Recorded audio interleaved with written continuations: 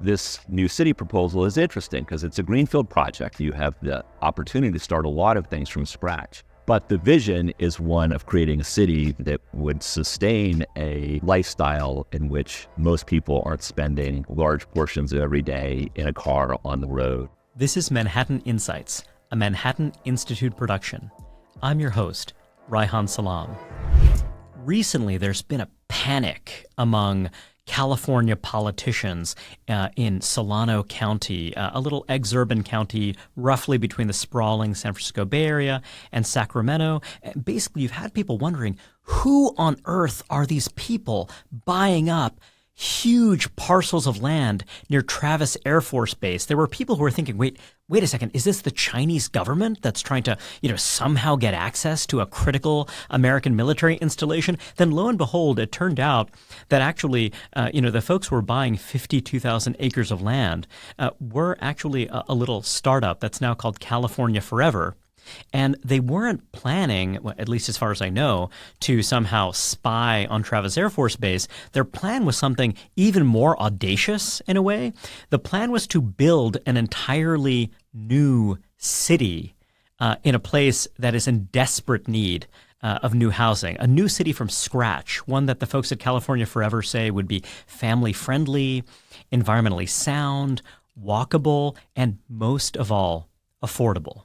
That's the really kind of crazy, ingenious, bold, visionary move here. Just the idea that you could actually afford to buy a home somewhere in California within easy reach of jobs.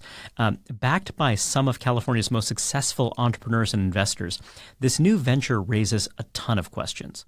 So there's no question that California badly needs new homes.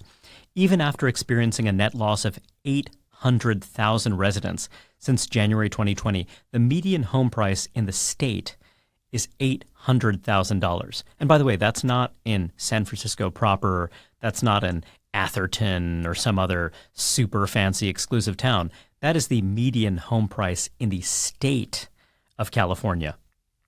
But does the state need new homes in Solano County in particular? And what would it take for current Solano residents to embrace the idea of welcoming new neighbors by the tens, maybe even by the hundreds of thousands? To get a sense of how this project might actually succeed, I'm joined today by Chris Elmendorf, a law professor at UC Davis who understands more about California's Byzantine land use regulations than just about anyone else in the country. A prolific writer, he's deftly analyzed the Golden State's housing woes for City Journal and many other outlets, and I have to say, he is truly one of the most creative academic voices I've ever come across. Chris, one thing I was just really surprised by is the fact that you, someone who knows how tricky, difficult, rigid, California land use is, that you don't find the idea of building this new city in Solano County totally laughably ridiculous. So I wonder why you don't find it crazy, because I've got to say, California just seems like this place where, dreams go to die when it comes to building sprawling new projects. So talk us through that. Okay, that's a really great question. And let me just say first that it's a real pleasure to be here today and have this conversation with you. So the people who have contributed so far, it seems $800 million or so to this project, are people who have made fortunes on long shot bets. They're tech investors, basically. And the mentality of tech investors is that 5% of my investments will pan out and turn into something truly fabulous and wonderful, whether that's the new Uber or Amazon or Facebook, Meta, you name it. And 95% of them will fail. And that's fine. That's the venture capital mindset. And I think it takes that same kind of mindset to look at Solano County and say, aha, I see a new city, and I see a way to create some great new thing for the world in this location and make some money for myself in the process. So, Chris, tell us a bit about Solano County for a second, because, for those of us who are not from Northern California, we might not have a really good sense of, what it's about. So I mentioned that there's a big Air Force base there, but what else is there now? There's an Air Force base. There's a lot of wind. There's a lot of agriculture. And there are a few cities that are small cities that have, I think, origins as either agricultural towns or towns that provided services to the Air Force Base, or in one case, Vallejo, a shipbuilding town. And those cities now increasingly function as part of the commute shed for the Bay Area, or to some extent Sacramento. So many of the working class people who have been displaced from the Bay Area by high housing prices have ended up in places like Fairfield and Vallejo and Vacaville, the towns that are sort of strung along Interstate 80 between the Bay Area and Sacramento. So you teach at UC Davis, which is, broadly in the Sacramento metropolitan area. I wonder if you could give us a sense, if you're commuting to, if you're commuting to San Francisco, that's got to be an extremely long journey, right, to Solano? I mean, is that like an hour and a half commute or longer? Yeah, it's in good traffic conditions, it's probably an hour. In bad traffic, it could be a lot longer. And it depends on where you're coming from and how close you are to the highway. Got it.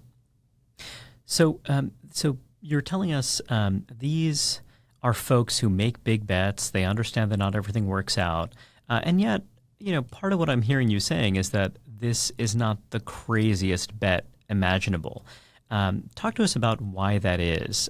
Is it because you already have some number of commuters who are already there? Because there's something that you can already build on? Because part of what they're saying is that they want to kind of start from scratch here. Yeah, well, I think it'd be a crazy bet for most people, but maybe not a crazy bet for these people. And so then the question is, what's different about these people? And if you think about starting a city from scratch in a place like California, you need to solve 4 problems.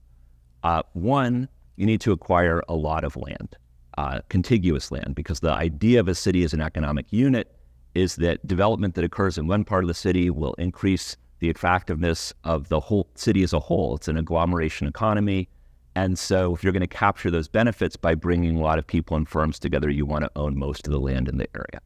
And it seems like this company has managed to quietly acquire something like a land area equal to twice the size of San Francisco.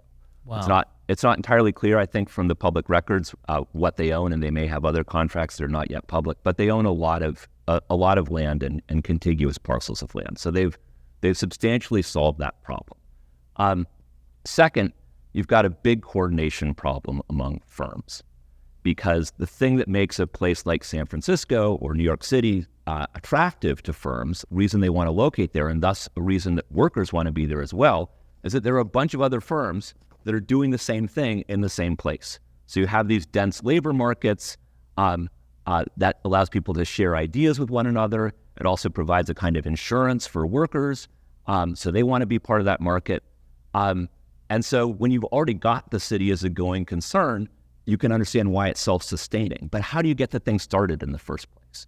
Well, you need to get 10 or 20 or 30 companies, I would think, to concurrently commit to putting a lot of workers in a place where there aren't a lot of workers right now.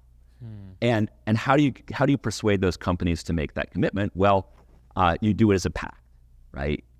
Whether it's a formal pact or an informal pact, we'll expand our offices in this location if you also expand your offices in this location. And this board of directors of this new company, or the investors behind this new company, are sort of the who's who of Silicon Valley. And they have overlapping relationships with a bunch of tech firms. It's the same kind of octopus-like relationships that in some cases work out really badly for competition, right? So about a decade ago, there was a big antitrust settlement in which Google and a couple of other companies basically agreed that they had been, without publicly admitting, engaged in a cartel not to poach one another's workers. Very bad, stopped by the Department of Justice, but certainly the thing that is enabled by a kind of close coordination among directors or investors in a small number of companies.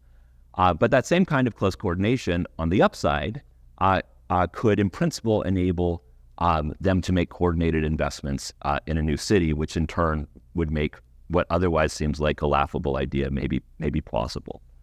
A third problem you've got to solve is that if a new city is going to work, it's going to work over a long period of time. So you can't have investors who are operating with short time horizons, And from the public reporting, at least, it appears that this new Flannery venture is entirely equity financed. They haven't taken on any debt financing, as they don't have any obligations to bondholders that they have to meet within a particular window of time. And then finally, you've got a political problem. And the political problem is that California law makes it very hard to start a new city. There are environmental review laws, there are local approvals. You're going to need to get water rights transferred. You're going to need to do highway connections, maybe mass transit. So there's a huge bunch of decisions, large decisions that will depend on being in the good graces of a variety of different government officials.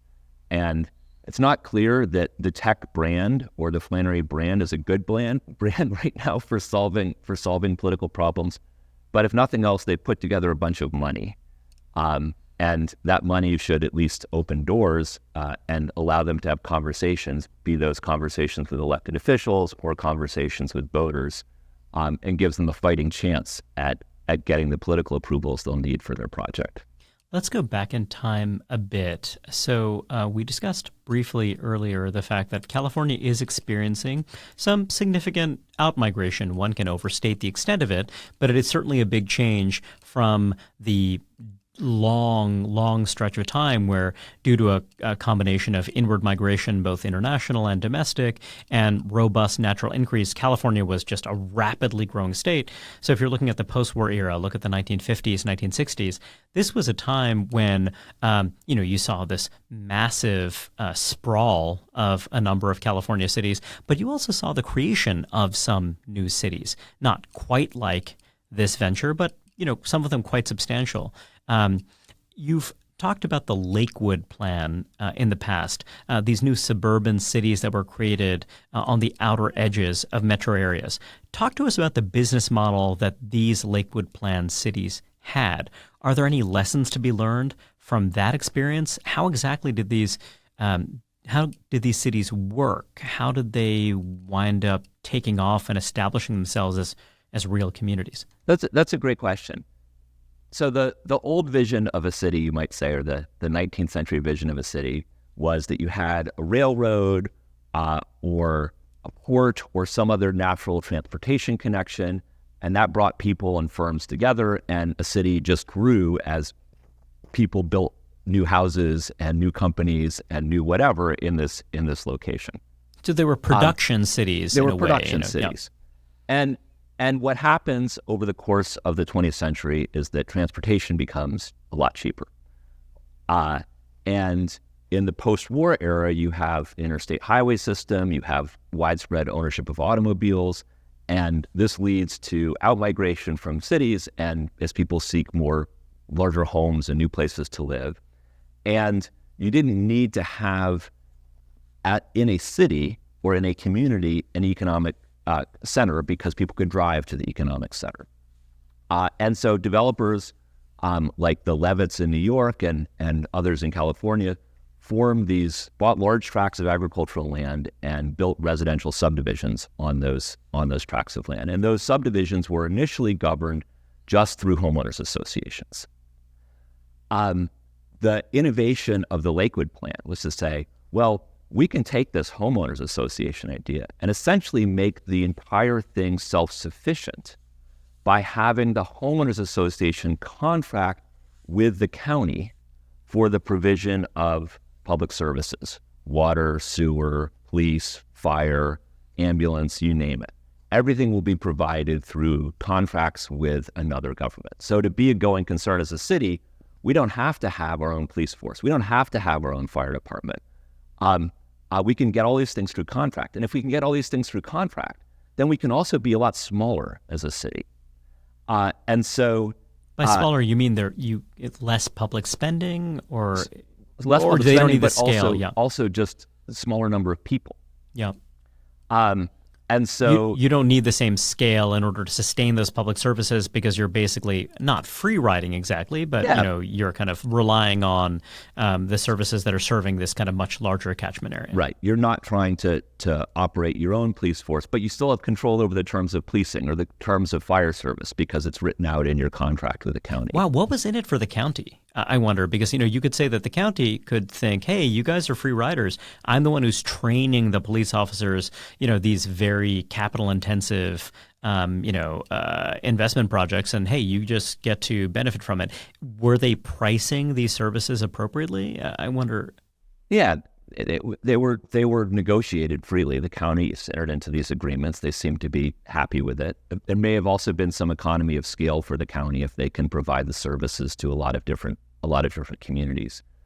But what that then enabled was the formation of very homogeneous cities of homeowners that had essentially one function that they were providing internally, namely land use regulation, and then other functions that were provided by the contractors. And this created a regulatory environment that was extremely rigid with respect to land use change, right? Because the one thing these cities were good at was essentially enforcing the terms of their zoning laws, which mirrored the HOA restrictions or the kind of restrictions that would have been. Fascinating. So from the vantage point of the homeowner, this feels like a pretty good deal. I'm making this substantial investment. I know that this entity essentially exists to protect my investment. So it's almost as though you get this initial burst of growth from the creation of the city, but then it actually isn't dynamic. It's not able to change and adapt or grow because the point of it is to kind of keep it fixed in amber to protect the property values of the folks who bought in initially, let's say. Exactly. So if transportation were truly cheap and there was an endless frontier of potential new Lakewood cities, this model could kind of work in the present day. It would work in some ways. Other ways it maybe wouldn't work so well because there are some, I think, real questions about whether socioeconomic diversity is important for intergenerational socioeconomic mobility, and the Lakewood Plan model is not a model that's very conducive to having heterogeneous cities. So just thinking about this a bit more, when I think about these production cities, think about the 19th century, my understanding is that there were many American cities where building civic infrastructure was kind of a loss leader because what you wanted to do was draw in talent. You wanted to get people to move out west to come to your new production city. But as you were saying about land ownership, that's where you really yielded the big dividends. So in this case, when you're talking about a new city, you acquire the land, you then have to coordinate investment. The Lakewood cities didn't have to coordinate investment. They didn't have to be job centers because they were relying on the fact that there's a Lockheed factory somewhere nearby or there's a central business district somewhere nearby, and we don't have to worry about that. Whereas creating the new greenfield city from scratch, that's a city that has its own economic center of gravity. Part of what I'm hearing you say is that is a way bigger challenge because you're not just free riding on the fact that those big capital investments were already made by someone else or someone else is handling the fact that, you're going to have some employment center somewhere. Yes, that's exactly right. And it's entirely possible that this venture ends up turning into something that looks more like the old Lakewood City model.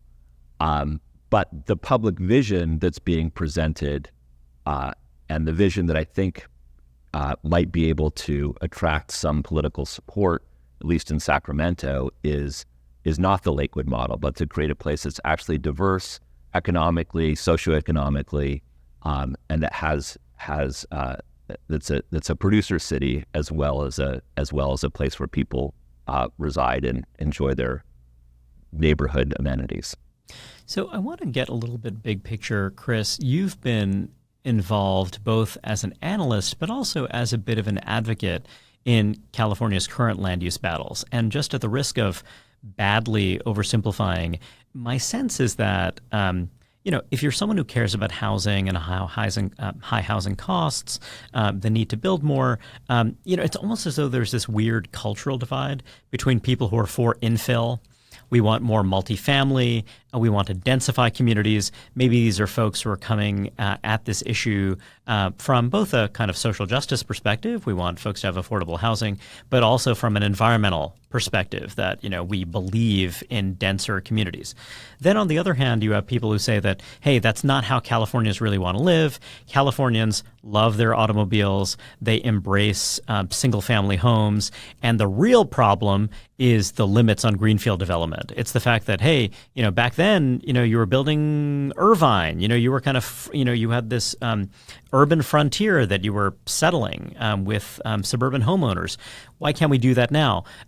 This seems to be kind of a weird hybrid, where on the one hand, Solano County does have some of these super commuters, people who are way, way out on the fringe of this big dynamic metro area, but also,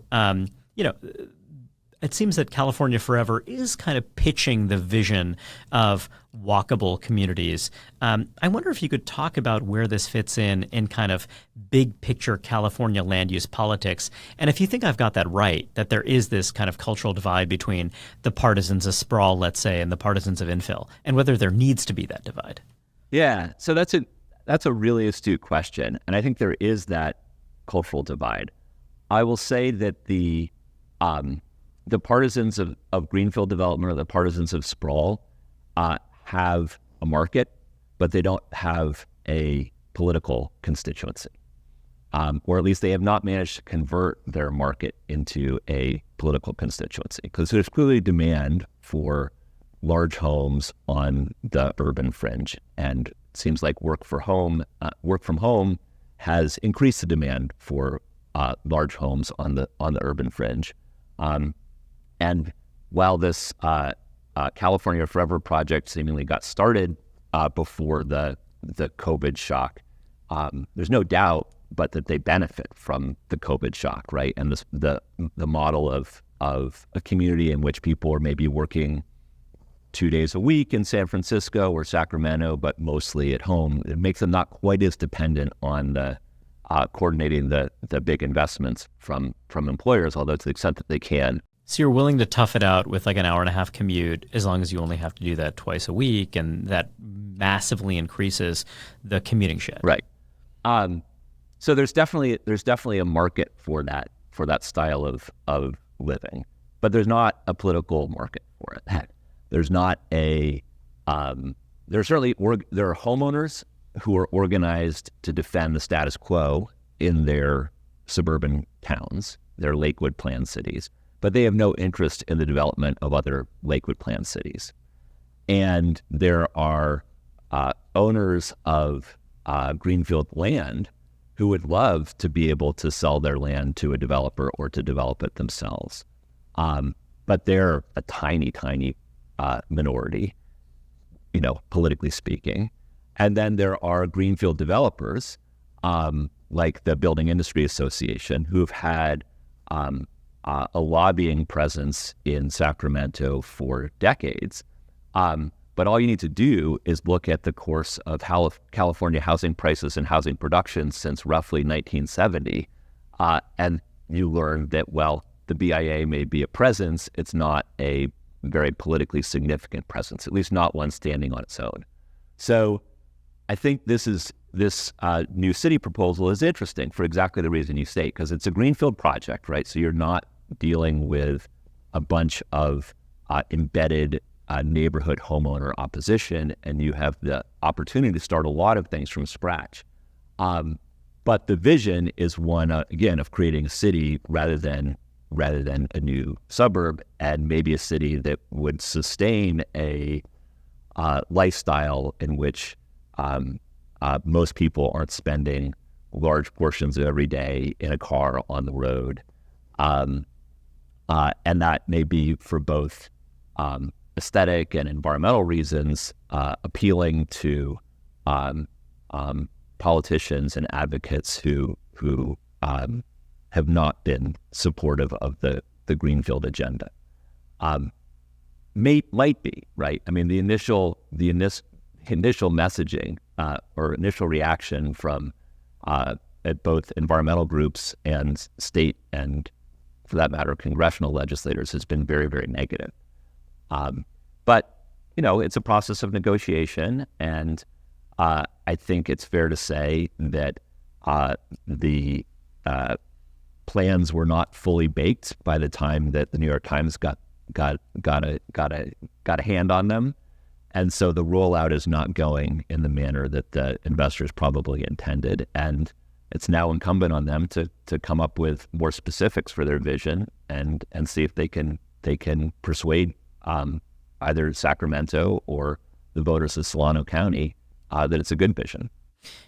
Just to close the loop, you were talking about the kind of missing coalition for greenfield housing development in California. I want to understand the infill part of it a bit. So California has seen some of the most successful YIMBY, yes in my backyard efforts at state level preemption of local land use.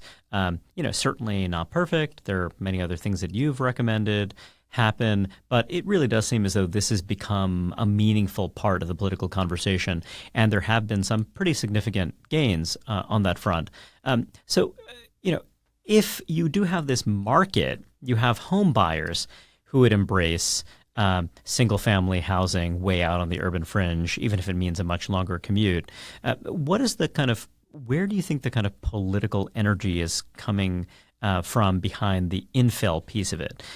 Is it from people who are themselves renters?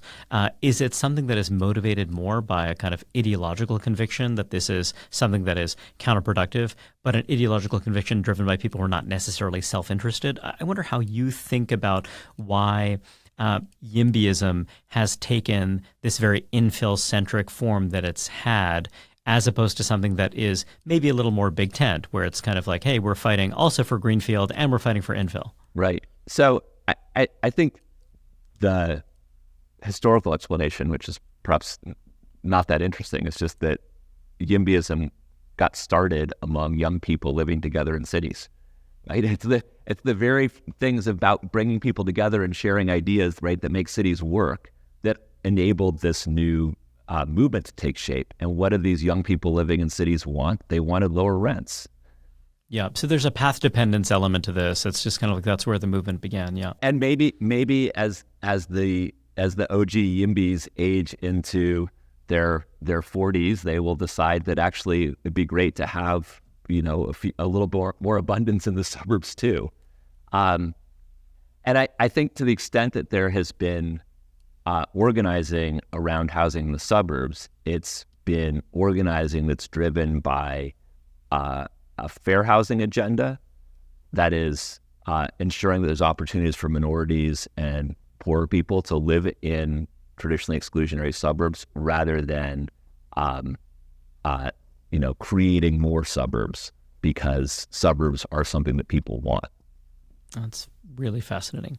So I wonder, with this project, as someone who has studied some of the pitfalls that have tripped up housing developers in the past, I wonder if you have some advice for the architects of this new city in Solano.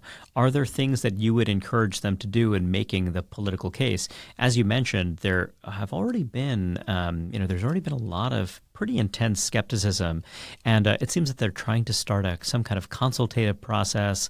They've been floating some ideas for how to win over local residents, but I wonder if you have any tactical thoughts for things that you would encourage them to at least think about. Yeah, so there's two sets of problems they're going to need to solve. One is the short-term problem of getting the political approvals they need to build anything. And then the second is, how do you structure this new city so that it doesn't become just another refuge for people who want to keep everything around them from changing?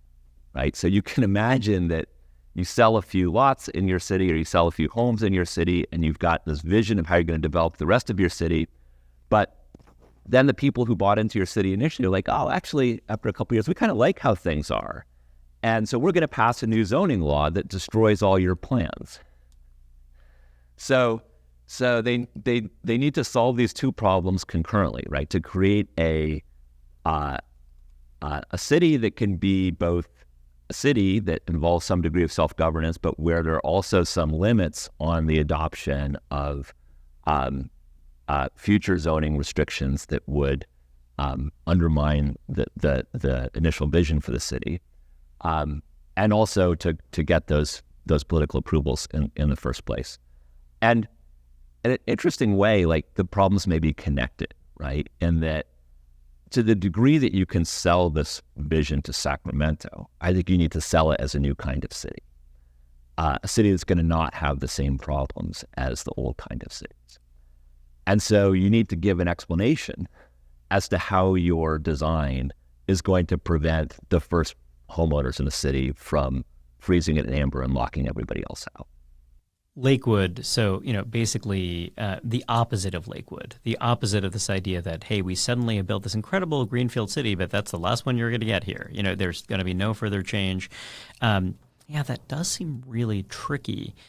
Is there something? Well, okay, so are you saying you have to appeal to Sacramento because maybe the way this is ultimately going to work is that Sacramento is going to come in and preempt and kind of clear the room for them to do something? Or the basic framework for municipal incorporation in California is that if you want to be part of a city, you've got to gather petitions from some number of landowners. I think it's 500. And then that petition is presented to a bizarre entity of local government called a Local Agency Formation Commission, or LAFCO, which each county has. And these LAFCOs are not laughing matters. They consist of a couple members of the county commission, a couple representatives of cities, maybe one member of the public, and this LAFCO rules on your proposal as to whether the city is in the county's interest or the state's interest or not. And after you get the LAFCO approval, there's a process whereby residents of the proposed city can protest. And if enough residents protest, the proposed city goes to a vote, and the residents of the would-be city have to approve it. A city can be incorporated as either a so-called general law city or a charter city. A general law city is, as the name suggests, governed by the general laws of the state. A charter city is governed by the terms of its own charter, which you can think of as being like a constitution for the city. It sets up the basic organs of city government, how they're going to be elected, who decides what. And any general law city can convert to a charter city by majority vote. Just decide to adopt its own charter. Okay, so that's the basic structure. So if you're going through the normal process, you'd have to persuade the LAFCO of Solano County that your city is a good idea.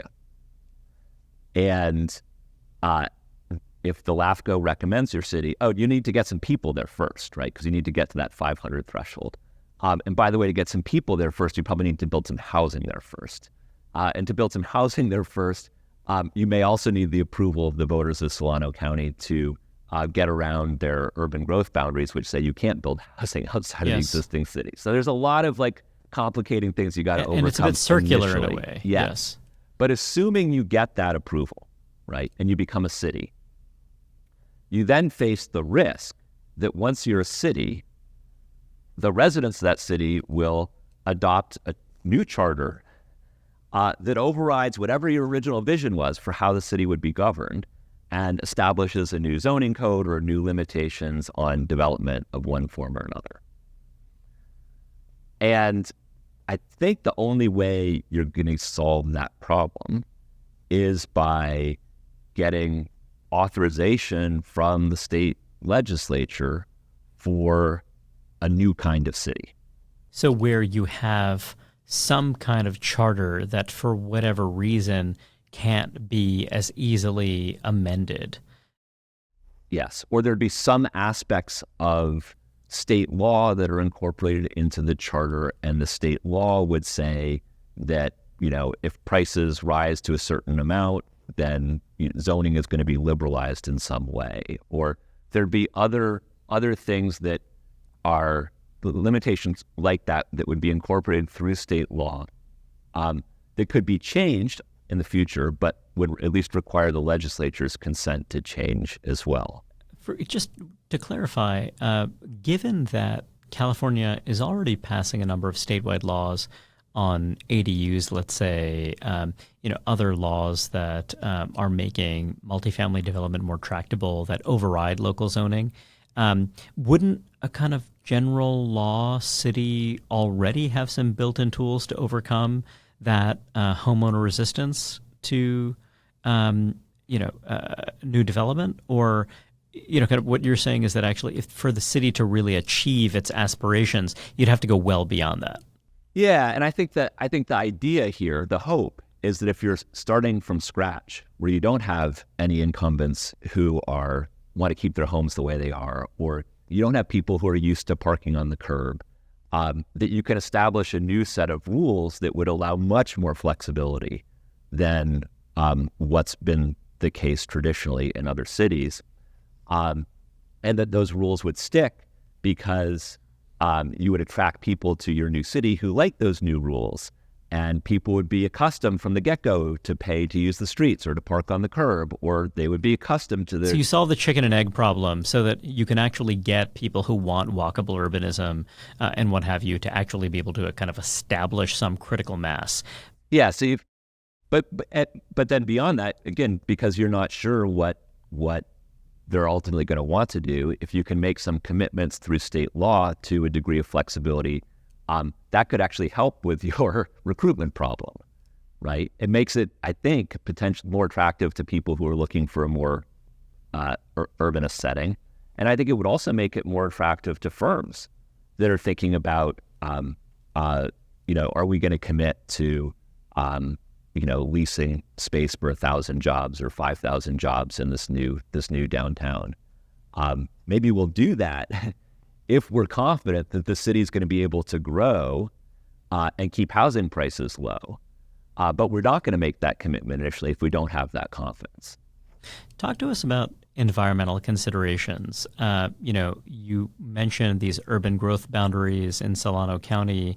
This is a concept that has been on the West Coast, since the 1970s at least, and it's something that's taken off in a number of places. And the classic argument is that we want to preserve the natural environment, or we want to preserve farmland, et cetera. So even if it's a kind of uneconomic use, we want to do that.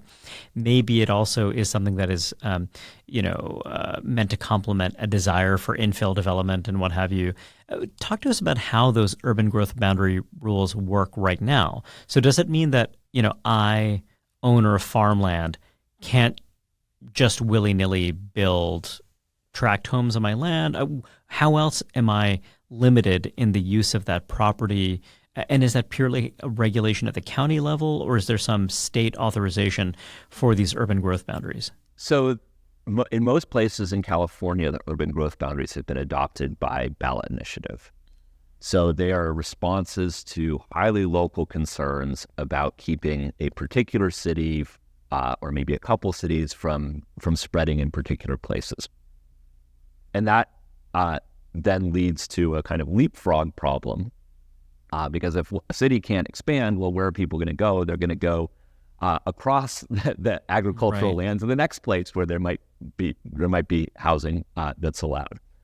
And within when you have these urban growth boundaries that are adopted in this kind of ad hoc fashion, there's also no framework for updating the boundaries over time. It's a very different model than, say, Oregon's, where the urban growth boundaries are established pursuant to a state law, and cities have to show that they have a plan to accommodate 20 years of population growth in their city consistent with their urban growth boundary.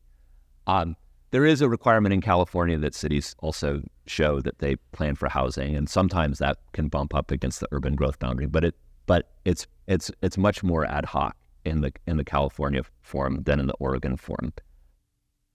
And do you think the impetus really was environmental? I mean, coming out of the 70s, you can't look into the souls of the folks who are advocating these policies. But I wonder, was it sort of driven by conservation? Was it driven by a kind of NIMBYism? I mean, I think it's a mishmash, right? There's a kind of small is beautiful ideology in the 1970s, and a sense that if we could only keep things the way they are, they would be better. The think globally part of the think globally, act locally mantra was kind of lost in translation. Maybe it's just harder to think globally, but it was really easy to think locally. And I think that the voter adopted urban growth boundaries are a manifestation of that. One of the peculiarities of California law is that a statute which is enacted by the voters, whether it's at the local government level or at the state level, cannot be amended by the legislature unless the voters have expressly authorized the legislative amendment. So it's like every time the voters pass an initiative or even ratify a law by referendum, they are creating entrenched law, constitutional law that can't be changed in the normal legislative way. And so the voters of Solano County, having adopted this urban growth boundary arrangement, have also made it impossible for the elected officials of Solano County to say, well, that was 1975 or that was 1983, and now we've got new problems and new needs and a new opportunity here. The only caveat to that is that once a new city is formed, the new city is not subject to the county's land use regulatory authority. So the incorporation process somehow short circuits these arrangements. So the incorporation process, I think, short circuits those arrangements, although there's maybe a question about whether the county LAFCO is exempt from the voter adopted requirements. I think probably it is, but I'm not sure. You touched on this earlier on, but let's say somehow this venture succeeds. It sounds like you envision that happening because it's not just a matter of getting the incorporation, but it's also a matter of getting these long-term commitments.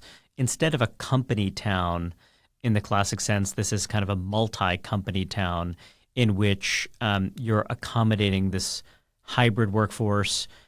Either you're saying, hey, we're going to build some facilities here, or, shuttle buses to Oakland or San Francisco. I mean, what are some other things that you can envision if you kind of picture, hey, they pulled this off. They pulled off this incredible political coup. When you're thinking about the workings of the city, and I realize that you are a scholar, not an Imagineer, but I just kind of wonder, if you have any intuitions. I mean, I think transportation is going to be a huge challenge.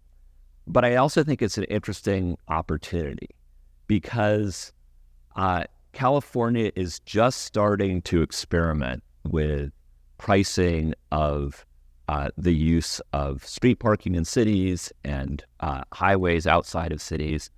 And as anybody who has thought about this problem or studied the problem realizes, you're not going to solve problems of highway congestion. You're not going to have a way to ration the use of the curb in the street that makes any sense unless you price it.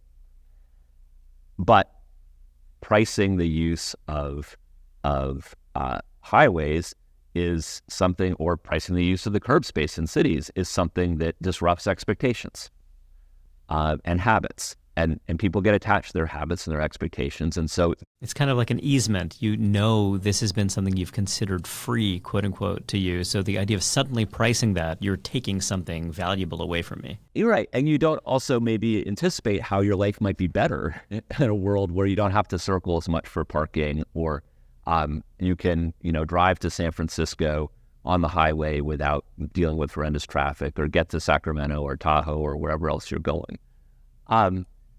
And as you know from New York, right, adopting a pricing system in a metropolitan area is a huge political minefield. But you can imagine if you're starting from scratch, like with this new city, having an agreement with the state or an agreement with the county in which you get approval for adding a new access point to a state highway in exchange for an agreement to set up a toll lane and a restriction that applies to all residents and workers in this new city that says you can't use the public highway unless you're using the toll lane. And that kind of arrangement might be very attractive to the state, both as a way of propitiating the concerns of other Solano County residents about traffic from the new development, and also as a way to generate revenue and to kind of model this idea of a toll-based highway lane that might later be expanded to other places. That's so fascinating. And so basically, well, there's so many different ways to interpret this, and I'm sure there would be resistance. For example, I can just imagine people saying, oh, well, the citizens of the city are going to be second-class citizens who are somehow obliged to pay. But on the other hand, as you were suggesting before, look, it's opt-in. There are going to be people who are going to be choosing to live there, and it perhaps will skew towards people who feel pretty comfortable with the thought that they will lead more walkable lives. They will not be, they have the guarantee from their employer. If I work for Stripe or, Alphabet, that, I have some reasonable expectation that I will not have to be a super commuter. And maybe there's a new bus system that's run by the investors or by some spin-off company, and the buses get privileged access to toll lanes or something like that. Silly question, Chris. So there have been some successful company towns. If you're looking at this from a global perspective, one benefit of being a company town is, you have a single entity. You can internalize the spillover benefits of having a kind of dynamic urban economy. If I densify, then I also am able to collect higher rents from commercial tenants, let's say something like that. So, you talked about how incorporation requires 500, I guess, property-owning residents to appeal to the LAFCO. But is there a world where I can have this entity and you just have leases? People have very long-term leases to their property. You somehow build a city of renters. I can see why that would cause some, that would spark some political resistance. But is that another way you could go about this, where you have just one big landowner that maintains pretty tight control so that they're not even touching kind of the big picture regulations, are staying within the lines, but they're regulating as a homeowner association would regulate without the headaches? That's an interesting idea. So the classic company town was a monopsony device, right? It was a way for the mining company or whatever it was to be like, okay, we're the one employer in town, everybody works for us, and we screw our workers. So like that model, the company town, is clearly not one. And you have to pay for things with company script, right, things that are obviously exploitative. That's not what we're talking about here. Yep. So what I think you're talking about is a company town, not in the sense of control of the labor market, but a company town in the sense that one set of investors owns most of the land and maintains control of most of the land, so that they're able to change the use of the land as economic conditions change. Exactly. And I think that runs up. I think it's an interesting idea, but I think it runs up into two practical problems. One, there's nothing that you can do as the owners of the land in your town to prevent the people who are renters in your town from petitioning to form a new city. So I don't believe that LAFCO petition has to come from landowners. I think it has to come from residents, and it's residents, not landowners, who vote on incorporation. So you could have a revolt from your tenants. And while renters tend to be much less NIMBY than homeowners, people do get settled in their ways, and it's it could be tricky. The other problem, I think, is that homeownership is attractive to many people. And not just the homeowners themselves, but also as a political matter, the idea of having a place where you're going to be fostering homeownership is going to be more attractive, perhaps. Right. And the tech company brand, I think it's fair to say, the bloom is off a little bit.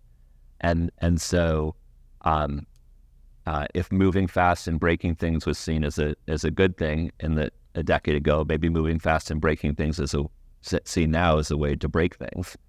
And the notion of a new city that's entirely controlled by tech companies just doesn't seem like one that would resonate politically today. I want to close on a couple of big picture questions. One is this: you wrote an incredibly insightful article on what you called the housing treadmill. This idea that California is passing these big, bold, ambitious land use reforms to encourage more infill development, more multifamily rental housing in these big, incredibly expensive cities. But the problem is that part of the political bargain is that you're also getting cost increasing regulations against that. So I wonder, do you see this as a potential way out? Something that could break us out of that dynamic where, the bargaining chips are such that maybe you eke out a little bit more housing, but nowhere near what we need, that we need kind of big, bold ideas that are breaking out of the kind of classic land use politics? I don't know is the short answer. I will say that I think the housing treadmill is hard to get off of, but there are signs that California is incrementally getting off of it. There was a bill that passed by one vote yesterday that makes substantial reforms to how the California Environmental Quality Act interacts with the state's housing laws, and it applies those reforms to all infill housing projects, not just to projects that use union labor or cross-subsidize affordable housing production. So maybe the housing treadmill is starting to be less of an insurmountable obstacle than it was in the past. Maybe. I mean, that's a question mark. In terms of whether this kind of big bet is a way to do it, I don't know. But I would say that it would be really, really interesting if the investors in this new city also start investing in home building companies. I know there's been a lot of interest in modular construction, or there are other ways to bring down housing costs. And if they can demonstrate that they have a model for building homes at a lower per unit cost, that could become part of the package they present to the legislature as to why, or the voters of Solano County, as to why their vision should be ratified. So becoming public goods providers, the idea that this is something that is going to be beneficial, not just for us, not just for the folks who wind up living in this new city, but we are going to be making these big investments that will pay dividends for the whole state. So one thing I've noticed with the California Forever project is that there's been this talk about using solar and wind power, just various things that it almost seems as though they're calculated to lower the resistance, make it seem like this is something that is very progressive, something that, California progressives ought to be comfortable with. So I'm going to end on a very silly question, and I will forgive you for not having an answer at the tip of your tongue. If you were coming up with a name for the city that you thought would be winsome and something that would help address some of these concerns about, big tech building a Hooverville in the heart of Solano, what would it be? That is a great question. I've been calling it San Francisco East or Flanneryville. Neither of which I think is great marketing, but clearly marketing is not my forte. So I'll leave that to my betters. But as someone who lives in the Bay Area but teaches at UC Davis, would you consider living in Flanneryville? I'm very happy in San Francisco. Thanks. It's doing much better than the doomsayers think. Chris Elmendorf, thank you so much for your time. I so appreciate it. And hopefully this new venture will get off the ground. This is a wonderful conversation. Thank you. Bye-bye. Listeners, if you like what you heard, please feel free to write a review wherever you listen. And be sure to tune in to future episodes of Manhattan Insights. I'm your host, Reihan Salam.